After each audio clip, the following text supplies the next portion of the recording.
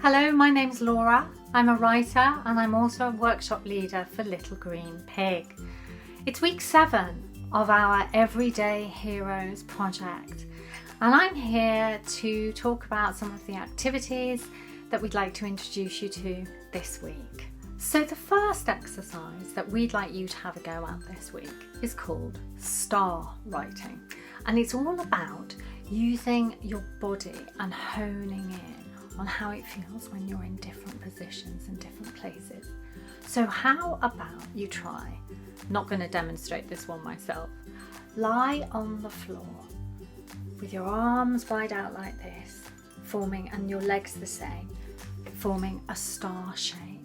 Stretch as far as you can with your arms and your legs, maybe wiggle your fingers and your toes. Hone in on your breathing in and out nice and deeply.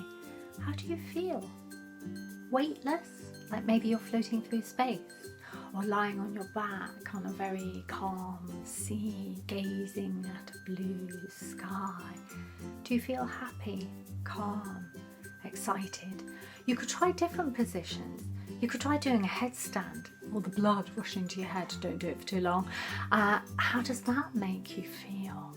Or maybe you can try standing on one leg or on your tiptoes and reaching for the ceiling as far as you can go. Think about all those things.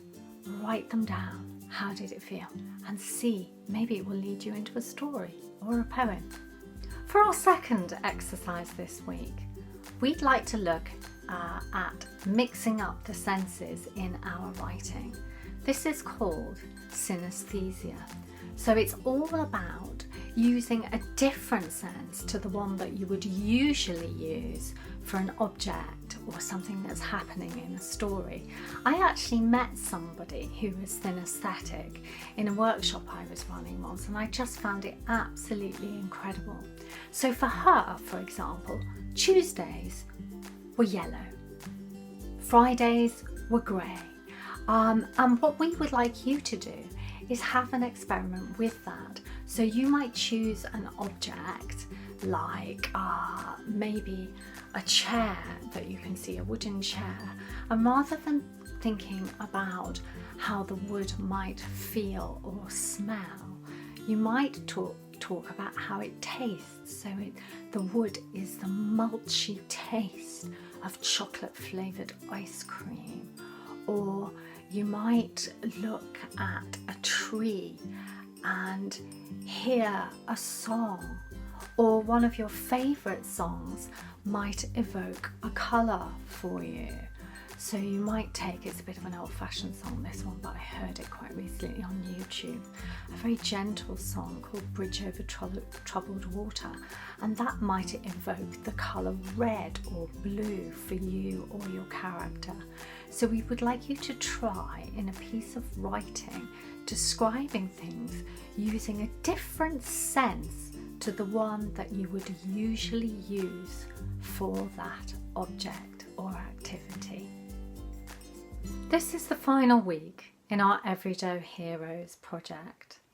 So by now, many of you will have written and edited and polished your letter to your everyday hero, describing them, offering your thanks, thinking about how the world might look once all this is over. Some of you might have drawn a picture of your everyday hero as well. There's a fantastic video from week 6 by Nick Sherratt, who's a Little Green Pig trustee, and he gives a great workshop on drawing your everyday hero. So you've got all those together, and what we'd like to ask you to do this week is to record your letter and send those recordings into us. It might be a really good idea to practice reading your letter aloud before you actually record it. Maybe somebody that you live with can sit and listen and give you a few tips and read it through a few times. You could record it on your phone or your tablets, maybe just using something as straightforward as the voice memo app. And as I said, we would love to receive some of those. And if you've written, you'd like to send up your written letter to us as well, we'd love to see those too.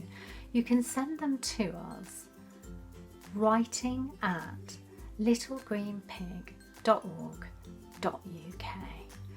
Really look forward to listening to and to seeing some of your letters to your everyday heroes. Hello again. So this is the part where I read some of the work that's been sent in to us from you guys. So thank you for doing that, and keep on sending in your work because we absolutely love reading it. Today I'm going to read an extract from a short story called Tam, and it's been sent in to us by Fatima. And Fatima is a member of our Tuesday club. Thanks, Fatima. Here goes. Later on, Tam decided to go and play in the rain. She put her vermilion boots on and played outside. Then Tom came. Hello, Tam. Can I tell you something only you can know? He hesitated. Sure, she said as she stomped on dried leaves. They made a crackling sound. So, I once found this glass heart. I thought it was amazing. It also comes with this paper attached to it. The paper says, wave this glass heart 3 times to discover a... Well, I don't know what it says because it got a bit wet and ruined. I've never waved it 3 times because I don't know where it would arrive.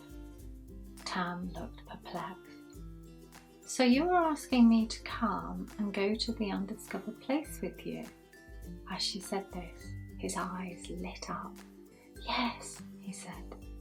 Of course.